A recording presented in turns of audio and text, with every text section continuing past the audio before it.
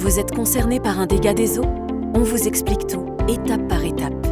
Il faut d'abord comprendre d'où vient la fuite et prendre les mesures d'urgence. À ce stade, c'est à vous d'agir.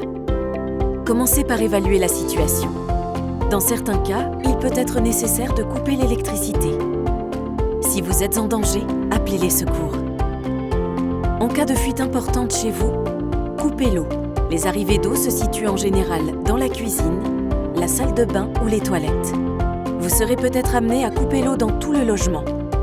La vanne peut se trouver sur votre palier. Renseignez-vous si vous avez un doute. Avant même que la fuite ne soit réparée, vous pouvez agir pour limiter les dégâts avec des mesures simples. Ne restez pas seul pour gérer votre dégât des eaux. Si vous constatez de l'eau sur votre plafond, allez voir votre voisin du dessus. Il est peut-être responsable d'une infiltration chez vous sans même le savoir.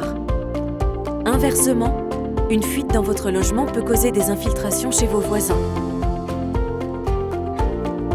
Prévenez votre bailleur qui vous expliquera comment faire intervenir un plombier.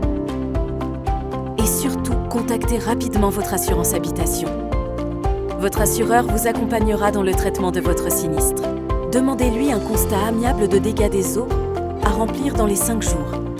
Indiquez la date et la cause du sinistre et mentionnez tous les dommages. Le constat doit être fait en plusieurs exemplaires et signé par toutes les personnes concernées. Ayez le réflexe de prendre en photo les dommages pour garder une trace. En cas de dégâts importants, l'assureur peut exiger le passage d'un expert qui demandera peut-être de tout garder intact.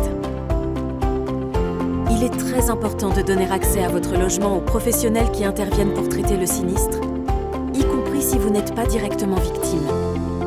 Le plus important étant bien que la cause du dégât des eaux soit traitée. L'intervention d'un plombier pour réparer la fuite n'est pas couverte par l'assurance. Sa prise en charge dépend de la responsabilité du sinistre. Si c'est locatif, demandez à votre bailleur si vous bénéficiez d'un contrat robinetterie. Les travaux de réparation des dommages causés ne pourront intervenir que lorsque l'origine de la fuite d'eau aura été traitée. Si les dommages causés chez vous sont inférieurs à 1 600 €, c'est votre assurance qui doit normalement prendre en charge les travaux.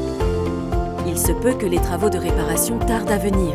En attendant, pensez à aérer votre logement pour évacuer l'humidité. Voyons enfin les bons réflexes à adopter pour ne pas revivre ça. Les joints en mauvais état constituent une des causes les plus fréquentes de dégâts des eaux. Contrôlez régulièrement leur état.